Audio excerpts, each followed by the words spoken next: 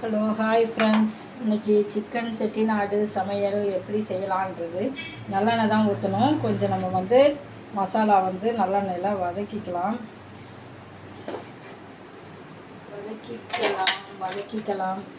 நல்லெண்ணெய் ஊற்றிருக்கேன். நல்லெண்ணெய் ஊற்றின உடனே அதுக்கப்புறம் என்னென்ன போடலான்னாக்கா, அதில் சோம்பா இங்கே பாருங்கள், 10 காஞ்ச மிளகான்னு சொல்லுவோம், நீங்கள் வர மிளகா, சீரகம், அதுக்கடுத்து அரை டீஸ்பூன் மிளகு, அப்புறம் பட்டை, கிராம்பு, ஏலக்காய் எல்லாமே. இது எல்லாத்தையுமே இப்போ நம்ம நல்லெண்ணெயில் போட்டு வதக்கணும். சீரகம், சோம்பு, மிளகு, சீரகம் மூணையுமே நம்ம நல்லெண்ணெயில் போட்டு நல்லா வதக்கிட்டு, நல்லெண்ணெயில் தான் வதக்கணும். அதுக்கப்புறம் பட்டை, கிராம்பு எல்லாமே அதில் போட்டு வதக்கிடணும். பாருங்கள் எப்படி செய்கிறது. நிறைய நல்லெண்ணெய் ஊற்றிட்டேன், ஆனால் திட்டமாக ஊற்றிக்கோங்க. இதெல்லாம் நல்லா செட்டிநாடு செய்கிறதுக்கு ரொம்ப நல்லாயிருக்கும். சிக்கன் எடுத்தால் இன்றைக்கி சரி நம்ம செய்கிறோம், அந்த வீடியோவாக போட்டுடலாமேன்றதுனால நான் வீடியோ போடுறேன். இதை வதக்குங்க. வதக்கிட்டு அதுக்கப்புறம் நாங்கள் இதை கொத்தமல்லின்னு சொல்லுவோம், நீங்கள் தனியாவா 3/4 ஸ்பூன் இதை போட்டுக்கோங்க. அதையும் வதக்கணும். அதில் 3/4 ஸ்பூன் கொத்தமல்லி, அதாவது தனியா அதையும் அதில் வதக்கிடுங்க. நல்லெண்ணெயில் தான் செய்யணும், ஏன்னா நம்ம நிறைய காரம் போடுறோம். ஒரு சிலருக்கு ஸ்டமக் பெயின் வரும், அதனால் இதை நல்லா வதக்குங்க. வறுவலாக வதக்கிட்டு சூப்பராக இருக்கும்பா. சப்பாத்தி, இட்லி, குருமா, பூரி எல்லாத்துக்குமே நல்லாயிருக்கும். நல்லா வதக்குங்க.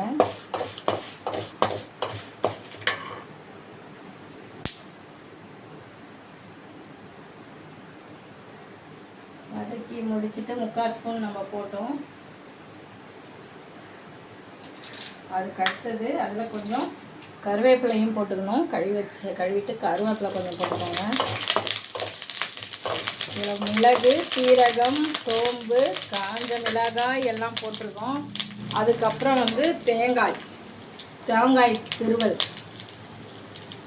பாருங்க, அதையும் இந்த எண்ணெயில் போட்டு நல்லா வதக்கிடணும். இது நல்லா கொஞ்சம் கோல்டு கலர் வர அளவுக்கு இதை நல்லா வதக்குங்க.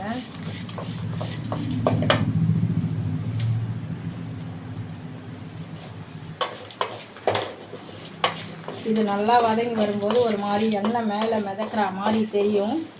அப்போ தான் நம்ம எடுக்கணும். அதுக்கு மேலே இருந்தால் இது கருகி தேங்காய் கருகிடும்.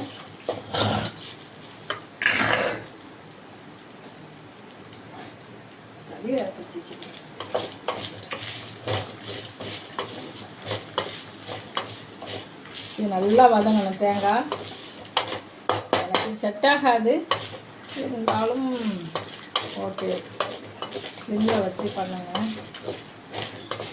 இதை நல்லா வதக்கி ஆற வச்சு நம்ம மிக்சியில் அரைச்சிடணும். அரைச்சி லாஸ்ட்டாக தான் இது கிரேவியில் நம்ம ஊற்ற போகிறோம். அதுக்கு முதல்ல இப்போ நம்ம அதனுடைய ப்ரிப்ரேஷனை ரெடி பண்ணிடுறோம். நாளைக்கு காலிஃப்ளவர் பகோடா எங்கள் வீட்டில் வாங்கி வச்சுருக்கோம். சும்மா சின்னதாக தான். நாளைக்கு பாப்பா பண்ணுவாங்க, எனக்கு தெரியாது. சூப்பராக இருக்கும். இது நல்லா ப்ரௌன் கலர் வர அளவுக்கு இதை நல்லா வதக்கணும்ப்பா. ஒரு 10 மிளகா, உங்களுக்கு வர மிளகாய் எவ்வளோ போடுறீங்களோ, வர மிளகான்னு சொல்லுவீங்களா, நான் காஞ்ச மிளகாய்னு சொல்லுவோம். அடிக்கடி சுட்டுப்பேன் நான். சமைக்கணும்னு வந்துட்டாலே நான் சுட்டுப்பேன். ஒரே இடத்த ஃபுல்லாக வேஸ்ட் பண்ணிடுவேன். இங்கே பாருங்கள், இது நல்லா ப்ரௌன் கலராக சேஞ்ச் ஆகணும். இதை ஒரு பிளேட்டில் நம்ம கொட்டி ஆற வைக்கணும்.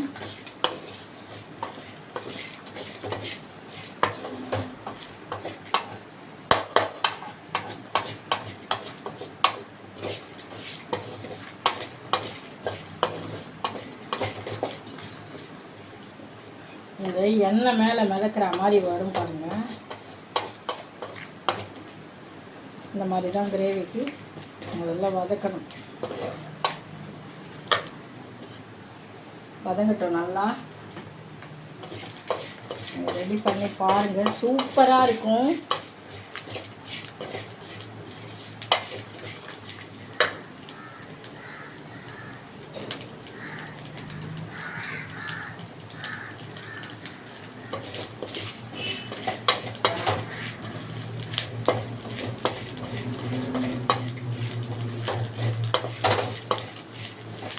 பாருங்கள் எண்ணெய்லாம் அப்படியே அதில் எண்ணெய் வருது. உங்களுக்கு தெரியுதானான்னு தெரியல, எண்ணெய்லாம் மேலே வரும் பாருங்கள். இதை பாருங்கள், எண்ணெய் அப்படியே மேலே எண்ணெய் வரா மாதிரி இருக்குது. இது ஃபுல்லாக நல்லா வதக்கிடுங்க. ஏன்னா இதை அரைக்கணும். சோம்பு, சீரகம், மிளகு, வரமிளகா, தேங்காய், தனியா, கருவேப்பிலை வந்து பட்டை, கிராம்பு எல்லாமே போட்டிருக்கேன். இதை பாருங்கள் இதில் வந்து இதை பாருங்கள் எண்ணெய் மேலே கொப்பளிக்குது, எண்ணெய் வந்துருச்சு. ஸோ இதை நம்ம ஆற வைக்கணும். ஒரு பிளேட்டில் போட்டு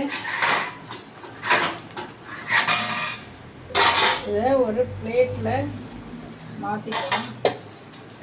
ஏன்னா இதை ஆற வச்சுட்டு தான் செய்ய முடியும். அப்புறம் அரைக்கணும். கொஞ்சம் லைட்டாக தண்ணி ஊற்றி மழைன்னு அரைக்கணும், குறப்பாக அரைக்கக்கூடாது.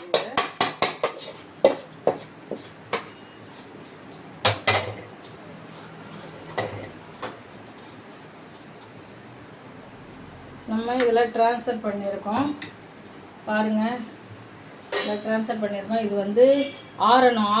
ஆறிட்ட உடனே இதை வந்து மிக்சியில் போட்டு நல்லா அரைக்கணும். நல்லா மழைன்னு அரைக்கணும், குறப்பாக அரைக்கக்கூடாது. இது கொஞ்சம் நேரம் ஆறட்டும். ஆறிட்டு நம்ம அரைச்சிக்கணும். மறுபடியும் நம்ம வந்து இதில் நல்லெண்ணெய் தான். நல்லெண்ணெயும் கொஞ்சம் ஊற்றிக்கலாம். ஏன்னா ரொம்ப கசப்பு, ஏன்னா நிறைய நல்லெண்ணெய் ஊற்றுறோம், அதான் வயிறெல்லாம் வலிக்காது. நான் நல்லெண்ணெயில் தான் நிறையா செய்வேன். இருந்தாலும் கொஞ்சம் ரீஃபைண்ட் ஆயிலும் கொஞ்சம் கலந்துக்கலாம். எனக்கு பிடிக்காது, அதனால் நான் அதில் கலந்துக்கிட்டேன்.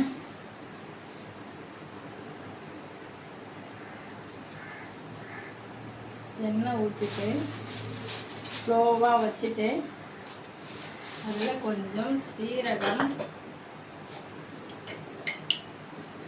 அதில் பெருஞ்சீரகம் போடுங்க.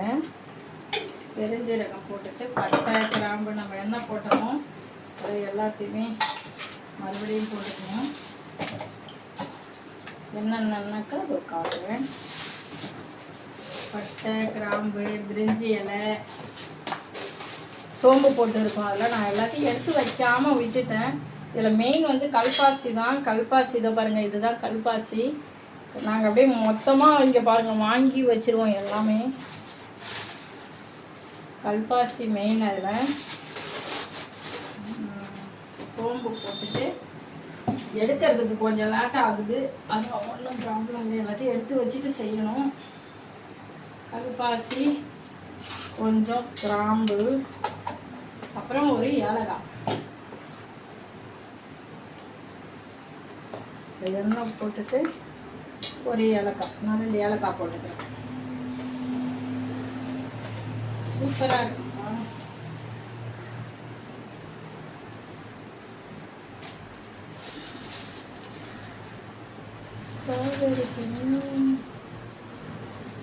அதுக்கப்புறம் பாருங்கள், இந்த எண்ணெயில் சோம்பு போட்டிருக்கேன். நான் சிம்மில் வச்சுருக்கேன், ஏன்னா கருப்பாயிடும் நான் எடுக்கிறதுக்குள்ளே. பிரிஞ்சி இலை, ஸ்டாரு, இந்த கல்பாசி இதுதான் மெயின் வந்து இதுக்கு, செட்டிநாடுக்கு. அப்புறம் வந்து பட்டை, 3 கிராம்பு, 2 ஏலக்காய், அவ்வளோதான். அதையும் நம்ம இந்த பெருஞ்சீரகத்தோடு போட்டுடுறோம். போட்டுட்டு ஆனியன் கட் பண்ணி வச்சுருக்கிறேன் இல்லைங்களா, ஆனியனும் டொமேட்டோவும் கட் பண்ணி வச்சுருக்கிறேன். ஆனியனை அதில் போட்டு நம்ம வதக்கிடணும். அதை ஆற வச்சுருக்கிறேன். நம்ம முதல்ல ரெடி பண்ணோம் இல்லைங்களா, மசாலா அரைச்சி ஊற்றுறதுக்கு இதுக்கு கிரேவிக்கு. அது வந்து நான் இப்போ வெங்காயத்தை வதக்கணும், நல்லா வதக்கிட்டு. தக்காளி போடக்கூடாது, தக்காளி ஃபஸ்ட்லேயே போட்டாக்கா இது கொஞ்சம் நல்லா வதங்கணும். பிரிஞ்சி இலை எல்லாமே போட்டாச்சு.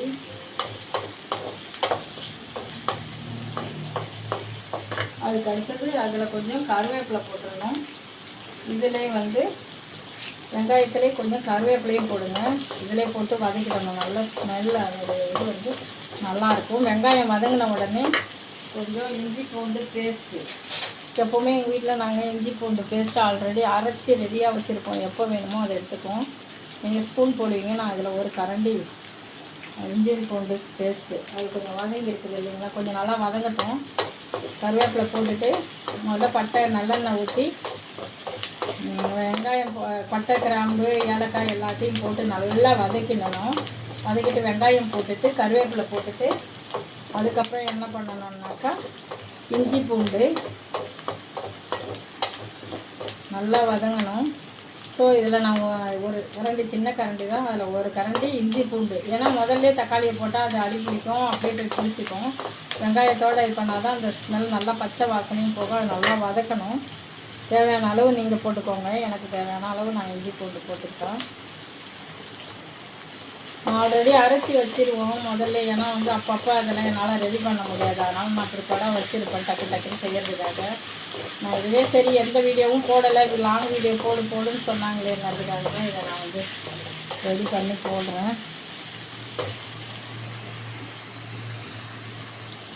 தெரியுதான்னு தெரியல, நானே வீடியோ எடுத்துக்கின்னு நானே எல்லாம் பண்ணணும். பிள்ளைங்க கூட எனக்கு ஹெல்ப்பெல்லாம் பண்ண மாட்டாங்க.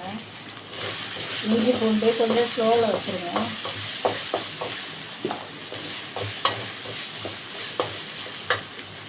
வச்சுட்டு நல்லா கலருங்க. நல்லா அந்த பச்சை ஸ்மெல் போட்டோம்.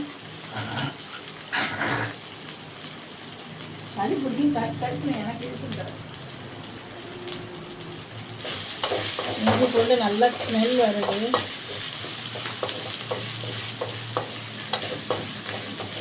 நல்லாயிருக்கும். சப்பாத்தி, பூரி, தோசை, இட்லிக்கெலாம் அந்த அளவுக்கு நல்லா இருக்காது. சப்பாத்தி, பூரிக்கு நல்லாயிருக்கும். அதுக்கப்புறமா தான் தக்காளி பழம் போடணும். நான் கழுவுற தொட்டியில் போட்டேன், அப்புறமா கழுவிக்கலாம். எக்கச்சக்கமான வேலை இருக்குப்பா, ஒரு வேலையும் ஆகலை. இதையும் நல்லா போட்டு அதோட வதக்கணும். ரொம்ப சிம்மில் வைங்க, அதிகமாக வச்சுட்டாக்கா தீஞ்சி போயிடும். தக்காளி பழமும் நல்லா வதங்கட்டும். எப்போவுமே தக்காளி பழத்தோட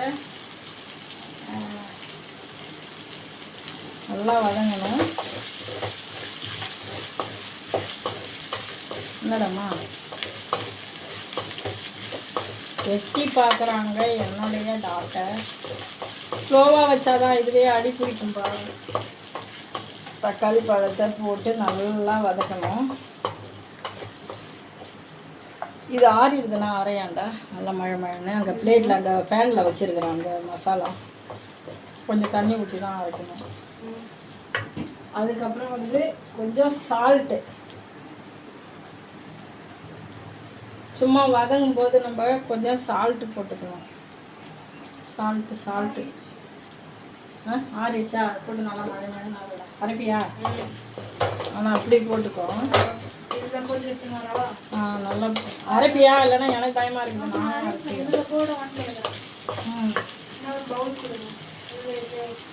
நான் வேணாம் அதிலே அரைச்சி எல்லாத்தையும் போட்டு நல்லா வதங்கணும். தக்காளி எல்லாமே மசியணும். எனக்கு அரியுது, நீட்டு வாக்கில் தான் அரிஞ்சு போடுவாங்க. எனக்கு அரிய வராதுங்க, அதனால் நான் அப்படி அரைஞ்சிட்டேன்.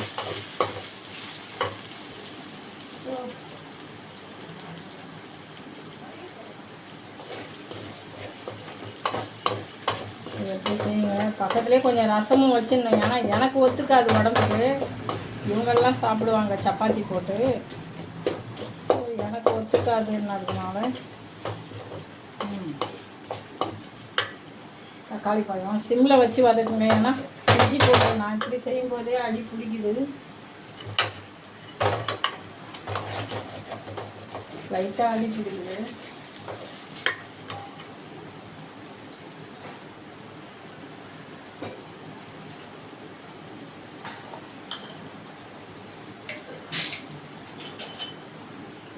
அதுக்கப்புறம் மல்லித்தூள் பாருங்கள். ஏற்கனவே நம்ம அந்த இதில் பவுடரில் போட்டிருக்கோம். மல்லித்தூள் இது மல்லித்தூள் ஒன்று ஒன்றா எடுக்கிறதுக்கு கஷ்டமாக இருக்குது, எட்ட வேற மாட்டேங்குது எனக்கு. அதுக்கப்புறம் இது காரத்தூள். நீங்கள் என்ன சொல்லுவீங்க? காஷ்மீர் சில்லின்னு சொல்லுவீங்களா? என்ன சொல்லுவீங்கன்னு தெரியல. இது இந்த காரத்தூள் போடணும். ஏன்னா அதில் வேறு ஒரு 10 மிளகா வேறு போட்டிருக்கோம். மல்லித்தூள், காரத்தூள்,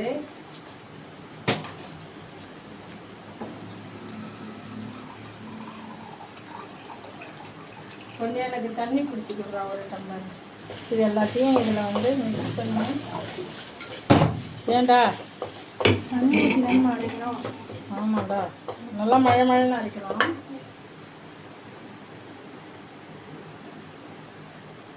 அது மாதிரி நல்லா மல்லித்தூளும் காரத்தூளும் போட்டிருக்கேன். நீங்கள் என்ன சொல்லுவீங்க? காஷ்மீர் சில்லி பவுடர்னு சொல்லுவீங்களா? அதுக்கப்புறம் கொஞ்சம் மஞ்சள் தூள் போட்டுக்கணும்.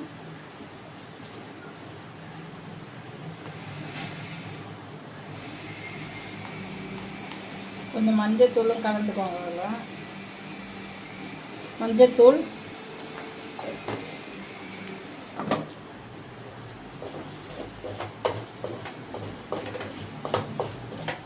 சுடுதுப்பா பாருங்க, இந்த மாதிரி வருதா? வந்த உடனே நான் என்ன பண்ணணும்னாக்கா, மினரல் வாட்டர் இந்தாண்டா சைடில் இருக்குது. ஐயோ, தண்ணி வந்து அதில் நம்ம கொஞ்சம் ஆல்ரெடி கொஞ்சம் வதங்கிறதுக்கு உப்பு போட்டிருக்கோம். இன்னும் கொஞ்சம் உப்பு போட்டுக்கலாம். இப்போ என்ன பண்ணணும்னா லைட்டாக இதில் கொஞ்சம் தண்ணி கலந்துக்கணும். மசாலாவில் தண்ணி கலந்துக்கணும்.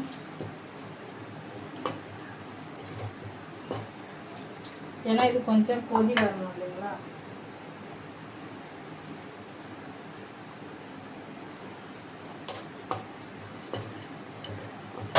நான் சால்ட்டு போட்டிருக்கேன், பட் அது பத்துமான்னு தெரியாது. அதனால் இன்னும் கொஞ்சம் சால்ட். ஐயோ, காரம் யார் யாருக்கு வயிற்றால போக போகுதோ தெரியலையே. ஆனால் டேஸ்ட்டாக இருக்கும்ப்பா. காரம் எங்கள் வீட்டில் ஒத்துக்காது, எனக்கு ஒத்துக்காது. தொண்டையில் ஆப்ரேஷன் பண்ணதுனால இது கொஞ்சம் கொதிக்கணும். நல்லா நான் கொஞ்சம் இதுவாக தான் வச்சுருக்கேன். அதுக்கப்புறம் வந்து இது கொஞ்சம் நல்லா கொதி வரும்போது அதில் என்ன போடணும்னா நம்ம சிக்கனை எடுத்து போடணும்.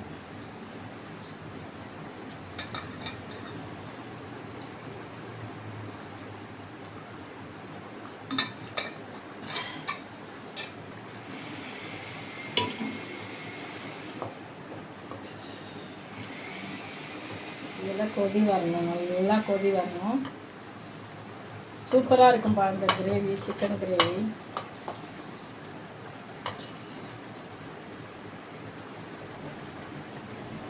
அதுக்கப்புறம் நம்ம சிக்கன் வந்து வச்சுருக்கோம் 3/4 கிலோ என்னவோ, எனக்கு அதெல்லாம் தெரியாது. வாங்கின்னு வந்து கொடுப்பாங்க. இதையே யாரும் சாப்பிட மாட்டாங்க எங்கள் வீட்டில். சிக்கன் கழுவி வச்சு க்ளீன் பண்ணி வச்சுருக்குறோம். கழுவி வச்சுருக்கிற சிக்கனை பாருங்கள், லெக் பீஸ் எல்லாம் இருக்குதுப்பா. இதையே சாப்பிட மாட்டாங்க. இன்றைக்கி செய்யலான்னு ஒரு ஆசை, அதனால் செய்து விட்டேன். கழுவுற தொட்டியில் போட்டுடலாம். இப்போது இதில் நம்ம வந்து இதை சிக்கனை நல்லா வதக்கணும்.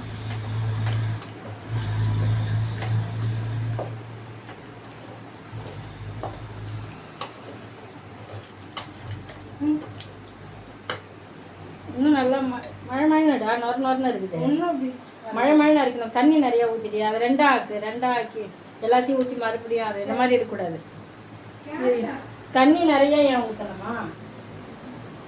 இங்கே எடுத்தா நானே அரிஞ்சிக்கிறேன். போச்சா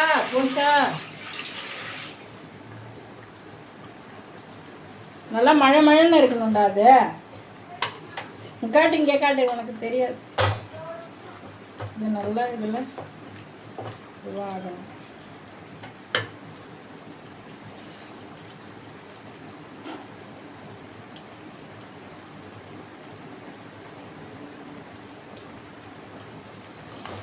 நல்லா வதங்கணும்ப்பா. நல்லா வதங்கினாதான் அப்புறம் நம்ம கொஞ்ச நேரத்தில் அதை மூடி வச்சிடணும். மூடி வச்சு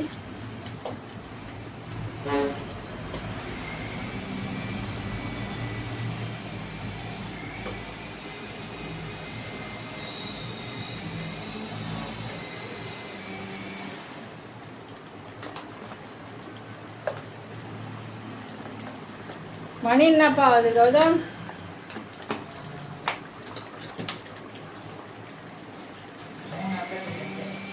சரி இதை நல்லா இப்படி வதக்கணும்ப்பா. நல்லா வதக்கணும். நல்லா சிம்மில் வைக்காமல் பெருசில் வச்சு நல்லா வதக்கணும். காரம் எக்கச்சக்கமாக இருக்குது. சூப்பராக இருக்கும். நீங்கள் செஞ்சு பாருங்கள். பாப்பா வேறு அரைச்சி கொடுத்தாங்க.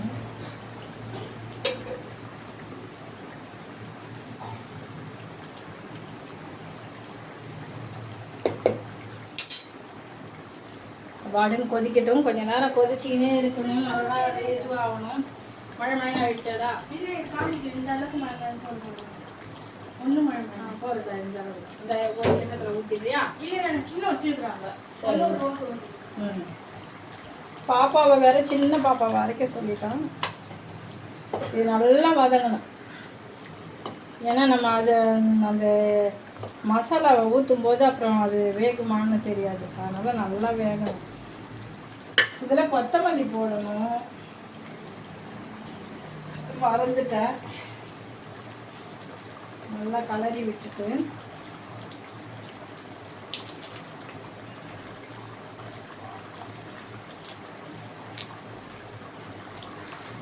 பாருங்கள். இது வதங்கினே இருக்கும்போது கொத்தமல்லி கொஞ்சம் போட்டுக்கணும்.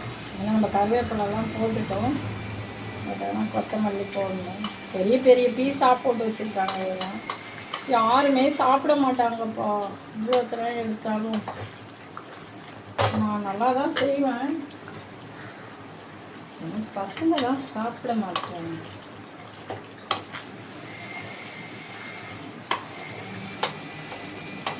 இது நல்லா வேகணும். இந்த கறி ஃபுல்லாக இந்த இதுக்குள்ளேயே இன்னும் கெட்டியாக இருக்கணும். கெட்டியாக இருந்தாக்கா அது வேகாது. நான் கொஞ்சம் தண்ணி தான் லைட்டாக வச்சுருக்கேன். ஏன்னா அது அப்புறம் வேகாது. அதனால் வந்து கிரேவினா கொஞ்சம் டைட்டாக தான் இருக்கணும். இருந்தாலும் நான் கொஞ்சம் இதுவாக வச்சுருக்கேன். ஸோ அது சொல்கிற வரையில் நம்ம பார்த்துக்கலாம். பக்காவாக இருக்கும். சூப்பராக இருக்கும். செஞ்சு பாருங்கள். பார்த்துட்டு நல்லா இருந்தால் சொல்லுங்கள்.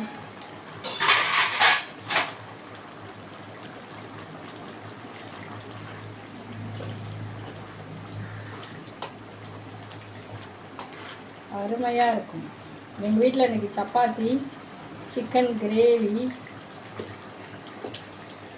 நான் தான் கேட்டேன் எடுத்து கொடுங்க.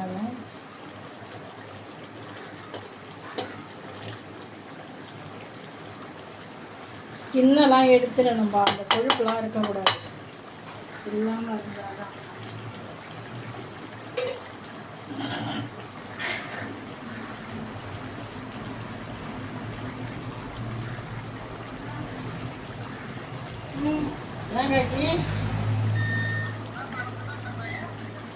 சிக்கன் கிரேவி ரெடி பண்ணின்னு இருக்கிறேன்.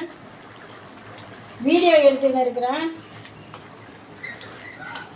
கிரேவி வீடியோ எடுத்துன்னு இருக்கிறேன். ஓனாக எடுத்துன்னு இருக்கிறேன். வீடியோ தாண்டா எடுக்கிறேன். நான் மட்டும்தாண்டா எடுக்கிறேன். ஓகேடா. எது கால் பண்ண கார்த்தியே? ஏன்டா கால் பண்ண? சரி சரி, அதுதான் வீடியோ எடுத்துட்டு இருந்தேனா, எடுக்க முடியல. கட் பண்ணிடு.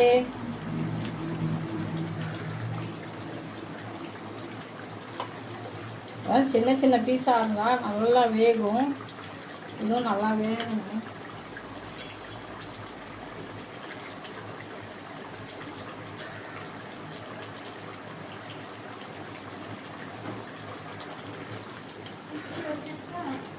மிக்சியை வச்சுட்டுடா. குளிக்க போகிறீங்களா சாயந்தரம்? சரி. காரம் வேறு அதிகமாக போட்டேன். யார் யாருக்கு வயிதால போக போதோ. இந்த இதில் தக்காளி பழத்தை புளியறீங்களா கொஞ்சம் இந்த ரசத்துக்கு? இதை கழுவுங்க தண்ணியில் ஃபஸ்ட்டு. இது சிக்கன் தண்ணி, அது வெளியில் எடுத்து போய் போட்டு வந்துடுறான் கழுவுறதுக்கு. இங்கே வேணாம், ஒரே கவிச்சு எடுத்துக்கணும். அதை அப்படியே தூக்கின்னு போய் வெளியில் கழுவுற இடத்துல வச்சுட்டு அது தண்ணி, சிக்கன் தண்ணி. இதை வந்து அப்படியே தண்ணி நான் கழுவி வைக்கிறேன். எனக்கு வேலை செய்ய 10 பேர் வேணும்ப்பா. நான் ஒரு வீடியோ போடணுன்னா எவ்வளோ கஷ்டப்படுறேன் பாருங்க. இந்த கிரேவி அவ்வளோ அற்புதமாகவும் சூப்பராகவும் இருக்கும். நீங்கள் உங்கள் வீட்டில் ட்ரை பண்ணி பாருங்கோ. அது நல்லா சுண்டணும். பக்கத்தில் கொஞ்சம் எனக்கு ரசம் வைக்கிறேன். அவங்கெல்லாம் சாப்பிடுவாங்க. எனக்கு கொஞ்சம் கஷ்டமாக இருக்குமா, அதனால் எனக்கு மட்டும் ரசம். நல்ல ஸ்மெல் வருது. உங்களுக்கு பார்த்தா எப்படி இருக்கோ தெரியல, பட் ஆனால் நல்ல ஸ்மெல். தண்ணி போதுமாம்மா? அது இதுதான். கேட்குதா? கீழே உட்காந்துக்கோங்க. கீழே உட்காந்து கரையிறீங்களா? அரிஞ்சு போட்டு கூட கசக்கு அருவாங்க. கத்தியில் தான் அறிவேனே. அப்படி எல்லாத்தையும் கசக்கி எடுத்து அப்படி இப்படி எல்லாத்தையுமே. பெட்டில் தண்ணி ஊற்றுறாத.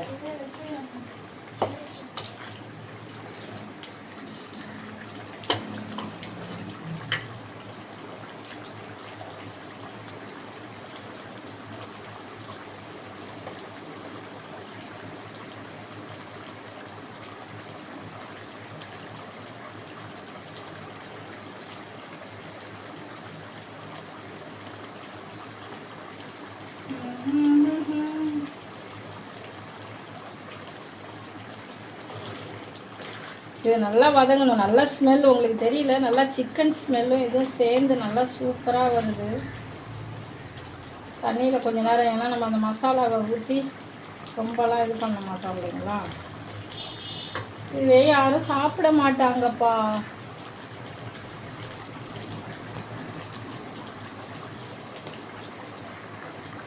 வேறு 2 லூஸாக இருக்குது.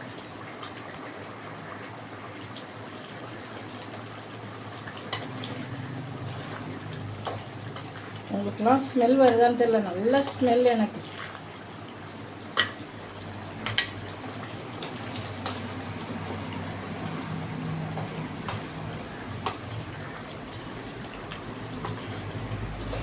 இதுதான் எனக்கு கை சுடாது, அதுக்காக மரத்தில்.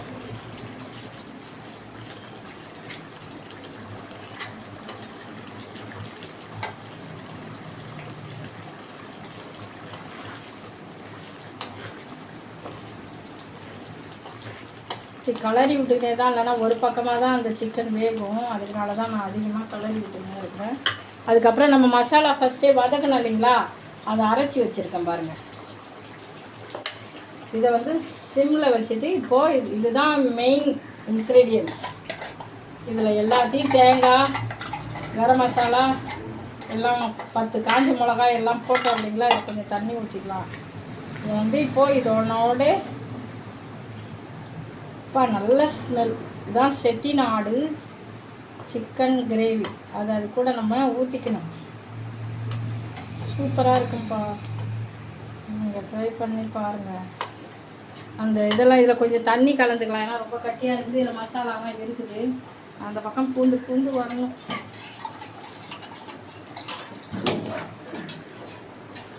அரைச்சி வச்ச மசாலாவை ஊற்றிட்டோம். அதில் கொஞ்சம் நம்ம தண்ணி கலந்துக்கலாம், ஏன்னா கொஞ்சம் தொட்டு சாப்பிட்றதுக்கு கொஞ்சம் தண்ணியாக இருந்தால் தான் நல்லாயிருக்கும். தண்ணி தேவையில்லை கிரேவிக்கு, கொஞ்சம் நான் ஊற்றிருக்கேன். இதே தான்ப்பா சிக்கன் கிரேவி. இப்போ நல்ல வாசனை.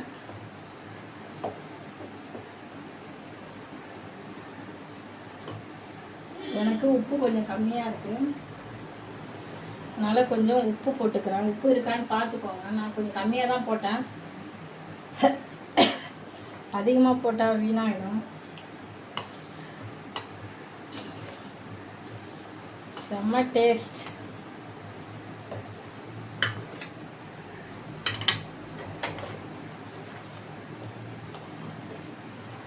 எவ்வளோ சூப்பராக இருக்குது.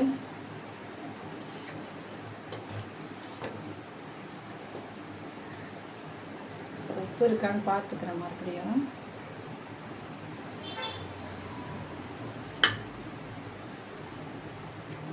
உப்பு கொஞ்சம் கம்மியாக இருக்குது, நீங்கள் திட்டமாக பார்த்து போட்டுக்கோங்க. ஏன்னா அதிகமாக போட்டால் கறிக்கும். ஆனால் நான் கம்மியாக போட்டுட்டு எனக்கு தேவையானப்போ டேஸ்ட் பார்த்துட்டு தான் போடுவேன்.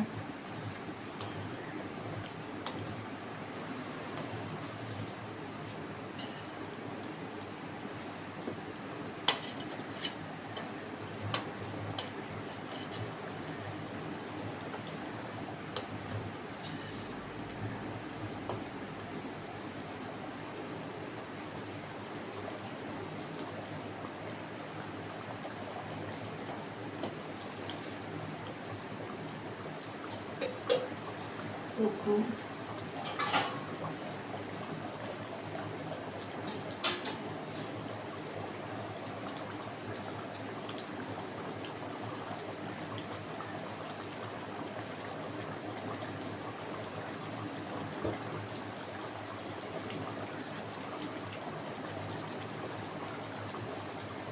கொஞ்சம் கலரி விட்டுக்கினே இருக்கணும் கிரேவியை.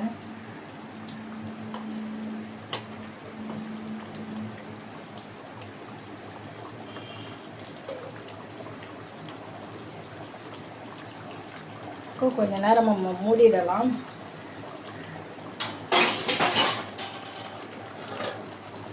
கொஞ்ச நேரம் மூடிடலாம், ஏன்னா அப்போ தான் அதில் வேகும். மூடிட்டு கொஞ்சம் சிம்மில் வச்சிடலாம். கொஞ்ச நேரம் ஒரு 10 நிமிஷம் வேகட்டும். இப்போது ஓப்பன் பண்ணி பார்க்கலாம். கொதிச்சு வந்திருக்கு சிக்கன் கிரேவி.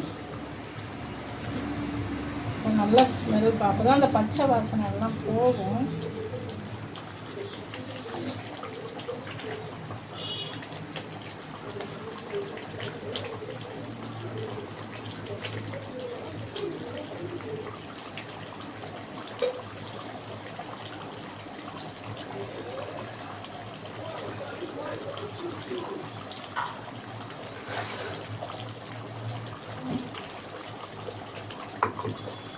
ரசமும் கூட்டி போட்டு பார்க்க.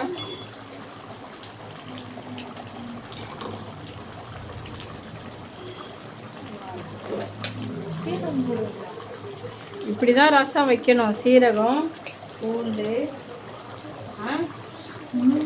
எப்படி செய்கிறேன்னு பாரு. அடுத்தது நீ வைக்கிறது வைக்கணும். இதை தான் அரைக்கணும். இதுதான் ரசத்துக்கான ஸ்மெல்லே வரும். அவ்வளோதான். அது கொஞ்சம் தண்ணி, கொஞ்சமாக தண்ணி ஊற்றி அரைச்சிக்கோ. இப்போ எடுத்துன்னு அதே டேஸ்ட் அந்த மாதிரி லெவலில் அரைச்சி எடுத்தோம்.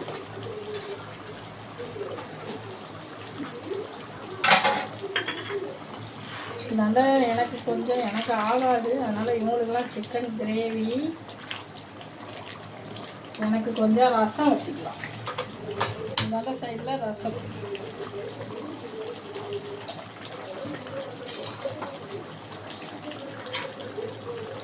கம்மியான எண்ணெய் போட்டாச்சு. எனக்கு ரசம் அது காய்ஞ்ச மிளகாய், கடுகு,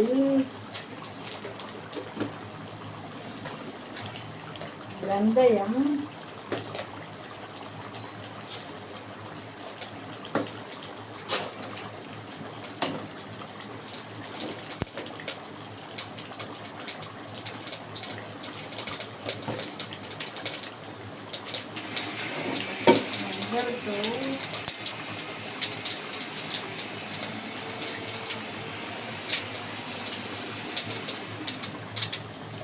நல்லா கலரி விட்டுக்கணும்ப்பா.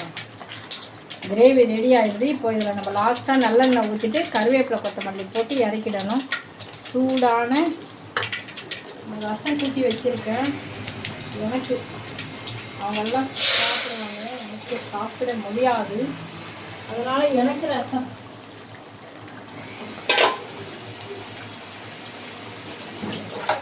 பாருங்க எவ்வளோ கஷ்டப்பட்டு நான் செஞ்சுட்டு இருக்கேங்க. அப்படி தான் செய்வேன். இங்கே பார்த்தாலும் சுட்டுப்பேன். ஃப்ரீயாக இருக்கும்போது நிறைய வீடியோ போடலான்னு நினைப்பேன். பட் ஆனால் எனக்கான டைமிங் இல்லாத ஒரு காரணத்தினால் இப்படி ஆகிவிடுது. அவ்வளோதானே. வேறு ஏதாவது இருக்குமா? இல்லை, இதை கழுவுற இடத்துல போட்டுருங்க. எடுத்துன்னு போய் கழுவுறீங்களா? எனக்கு மாவு கலந்து வச்சுருங்க.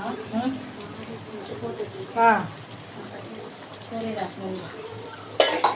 கிரேவி ரெடி ஆகி போச்சு. அந்த சைடில் ரசமும் ரெடி ஆகிவிட்டது. தக்காளி ரசம். எனக்கு ரசம்னா ரொம்ப பிடிக்கும். இது அடி பிடிச்சிக்கும். இதை ஒயிட் சாதத்தில் போட்டு சாப்பிட்டா அவ்வளோ டேஸ்ட்டாக இருக்கும். மசாலாலாம் நல்ல ஸ்மெல் வருது. ஓகே, இப்போது நம்ம என்ன பண்ணணும்னா சிம்மில் வச்சுட்டு நல்லெண்ணெய், சாப்பாட்டுக்கு நாங்கள் தங்கம் நல்லெண்ணெய் தான் வாங்குவோம். இதில் நல்லெண்ணெய் ஊற்றிக்கணும். நல்லெண்ணெய் நானே கழுவிக்கிறேன்டா. நல்லெண்ணெய் ஊற்றிட்டு, நல்லெண்ணெய்ப்பா, தங்கம் நல்லெண்ணெய் இன்னும் நான் எவ்வளோ எண்ணெய் ஊற்றிருக்கேன் பாருங்கள். வெறும் நல்லெண்ணெயில் தான் செய்யணும் இது. ஏன்னா சிக்கன் சூடு. அதே மாதிரி நல்லெண்ணெய் ஊற்றி செய்யணும். சிக்கன் கிரேவி பாருங்கள் சூப்பராக இருக்குது. அதுக்கப்புறம் வந்து அதில் கருவேப்பிலை கொத்தமல்லி போட்டு இறக்கிடணும். அவ்வளோதான், கிரேவி சூப்பராக ரெடி ஆகி போச்சு.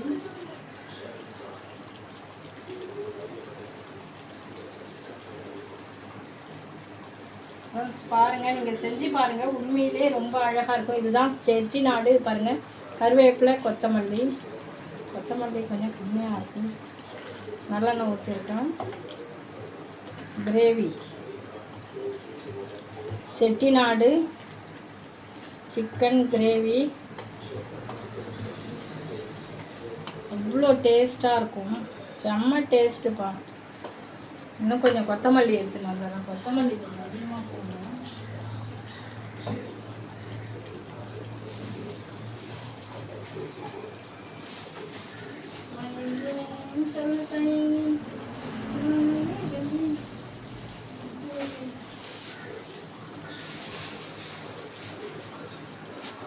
ஓகே ஃப்ரெண்ட்ஸ், கொத்தமல்லி கொஞ்சம் நம்ம ஜாஸ்தியாக போடணும். எங்கள் ஊரில் வேறு திருவிழா.